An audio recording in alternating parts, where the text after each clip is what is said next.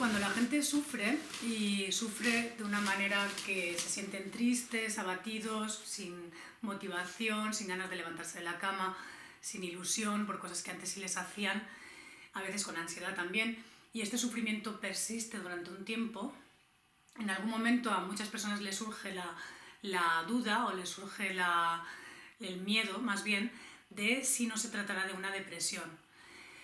Es verdad que hay algunas personas que experimentan esto, o sea, el diagnóstico como un alivio, porque consideran que si eso que les pasa es algo que es conocido, que tiene un nombre, significa que les pasa a más personas, que además se conoce, se ha estudiado y que probablemente se les pueda ayudar.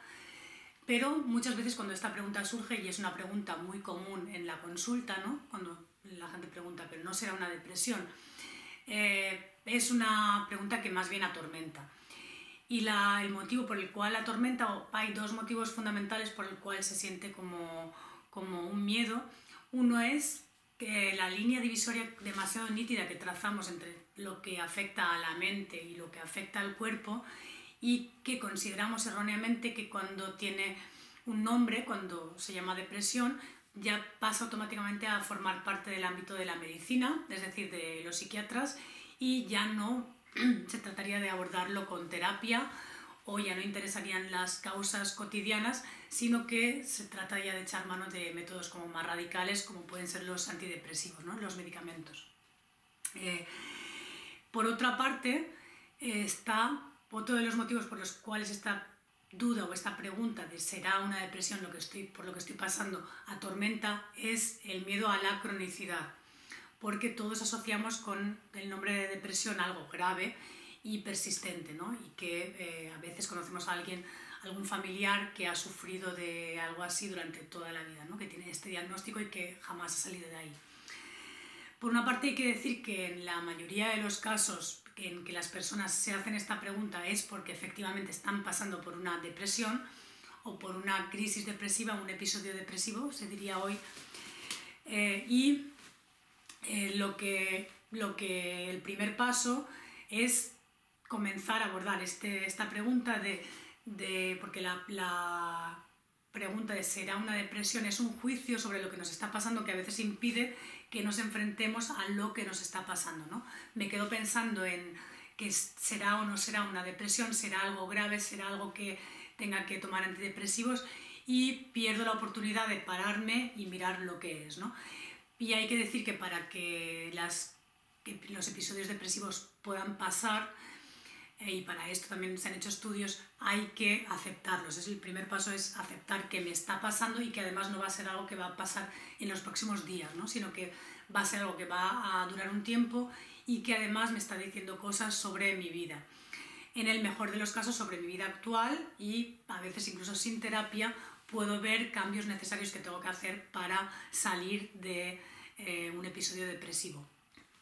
Otra cosa es lo que se llama hoy distimia o personalidad depresiva, en la que los síntomas son similares a los de la depresión o el episodio depresivo, pero que digamos que persisten y que muchas veces se remontan a la infancia y que son más bien una forma de estar en el mundo que un episodio, ¿no? Es algo que va con nosotros, es una forma de ver el mundo, una forma de actuar, lo cual no significa que no hubiese manera de abordarlo terapéuticamente, pero que obviamente en el caso de tratarse de algo que nos acompaña toda la vida, el tratamiento requerirá un análisis mucho más profundo de las causas y tendrá más implicaciones, pero no significa que no se pueda superar, ¿no?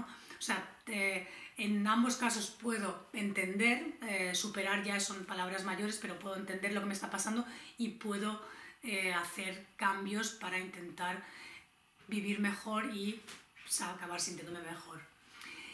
Lo que hoy se llama distimia o personalidad depresiva se llamaba en el pasado melancolía, y era uno de los 4 humores al cual se le ha dedicado muchísima literatura, y uno de los tratados más importantes es el de Robert Barton del 1600, en el que hace una recopilación enciclopédica de todo tipo de textos que había en esa época sobre la melancolía, ¿no? En aquel entonces a la melancolía no solamente se asociaban cualidades negativas, sino también positivas. Aristóteles, por ejemplo, se preguntaba en su Problema 30 por qué será que todos los hombres de genio tienen una personalidad melancólica, ¿no? Era de las cuatro constituciones, colérica, sanguínea, melancólica y flegmática, la más interesante. Además, en el libro Anatomía de la melancolía, Barton describió lo que es la personalidad melancólica, y quiero leerla, aunque es un poco largo, porque es interesante que dentro de la melancolía se incluían todo tipo de síntomas que hoy en día hemos llegado a considerar entidades separadas, de manera que ahora ya la melancolía ha quedado podada de alguna manera y en vez de tener unos pocos trastornos, problemas psicológicos o personalidades o constituciones o como se le quiera llamar, hoy tenemos casi 400 síndromes, ¿no? Patológicos. Para empezar a definirla, un criterio, digamos, que todavía se podría aplicar hoy y que se remonta a Hipócrates, y él decía que el temor y la tristeza, si perseveran mucho tiempo, entonces es un síntoma claro de melancolía. Pero también se dieron cuenta de que hay melancólicos que no están tristes, otros no están temerosos, otros están tristes y temerosos, otros no están ni tristes ni temerosos, es decir, hay todo tipo de melancólicos. Dice de ellos, Barton, que habitualmente temen lo que no hay que temer, lo que no tiene importancia. Muchos temen la muerte y, sin embargo, paradójicamente se suicidan. Algunos tienen miedo de que les caiga el cielo en la cabeza, otros de estar heridos o poder estarlo. El temor a los demonios, a la muerte, a que estarán muy enfermos de tal o cual enfermedad, al peligro inminente, la pérdida, la desgracia. Uno no se atreve a salir de casa paseando por temor a desmayarse o morir, otro no se atreve a cruzar un puente, a acercarse a una charca o a acostarse en una habitación donde haya travesaños por temor a verse tentado a suicidarse, ahogarse o precipitarse. Si está entre un auditorio silencioso como en un sermón, tiene miedo de hablar alto de improviso, de decir algo indecente o inadecuado. Promete libremente llevar a cabo cualquier ocupación de antemano, pero cuando va a realizarla no se atreve, sino que teme un número infinito de peligros y desastres. Si llega a un sitio donde se ha cometido un robo, hurto u otro delito semejante, inmediatamente teme ser sospechoso y muchas veces se descubre sin motivo. A otro no se le verá por la calle por vergüenza, sospecha y timidez. Algunos temen tener cualquier enfermedad temible que ven, oyen o leen que otros tienen y no se atreven a oír, leer sobre ningún tema, no solo de la melancolía, para no aplicarse a sí mismos lo que leen u oyen. En general, se quejan por tonterías y temen sin causa. Barton tiene un punto irónico, un punto humorístico, él mismo era un melancólico. Siempre piensan que su melancolía es la más grave y que nadie está tan mal como ellos. Tranquilízales por algún temor e inmediatamente se atormentan por otro. Se atormentan mentalmente por cualquier cosa, están intranquilos, se quejan siempre, están apesadumbrados, enfadados, son suspicaces, envidiosos, descontentos. Ahora les duele la cabeza, el corazón, el estómago, el bazo, están siempre atormentados corporal o mentalmente.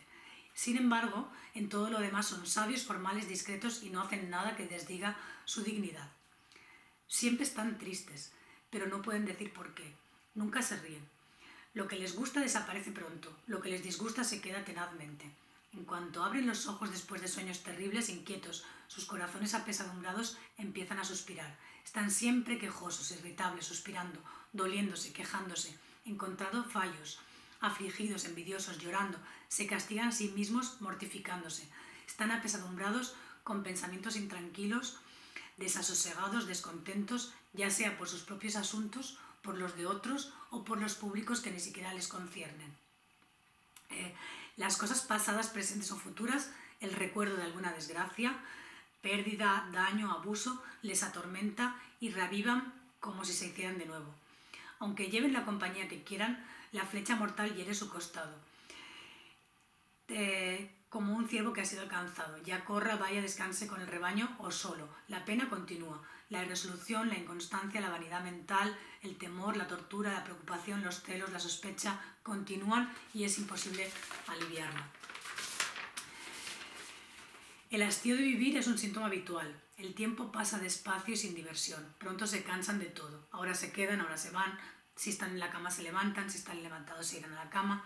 Tan pronto están complacidos, ya descontentos de nuevo.